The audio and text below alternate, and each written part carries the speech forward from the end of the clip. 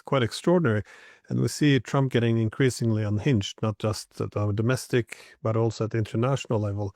But the Europeans, though, the leaders, of Europe, have predictably showed their obedience and offered their support, making it clear they consider Maduro illegitimate and seeking, essentially to back the American position on this.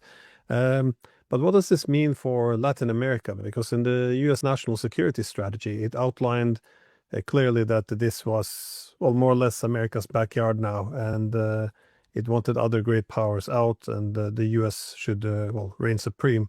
Is this something, a warning for what's to come in other places in Latin America as well? Well, first, let me say a word about Europe.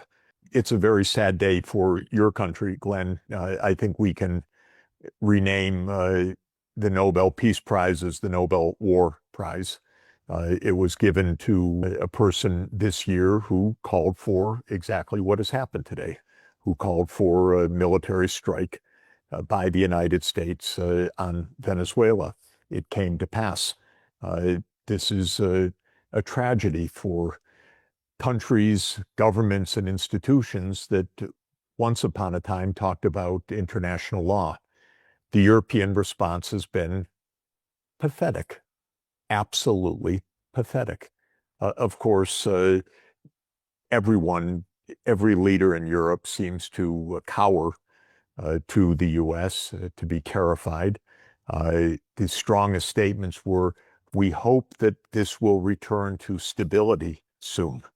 Not any kind of shock of a brazen attack against the international order, against the UN Charter, against peace itself.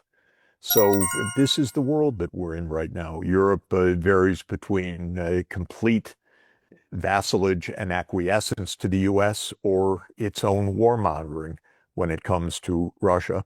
There seems to be no diplomacy, no peace, and no attachment to multilateralism or to the UN Charter.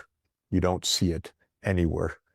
When it comes to Latin America, of course, Trump has been openly saying that the United States rules the Western Hemisphere.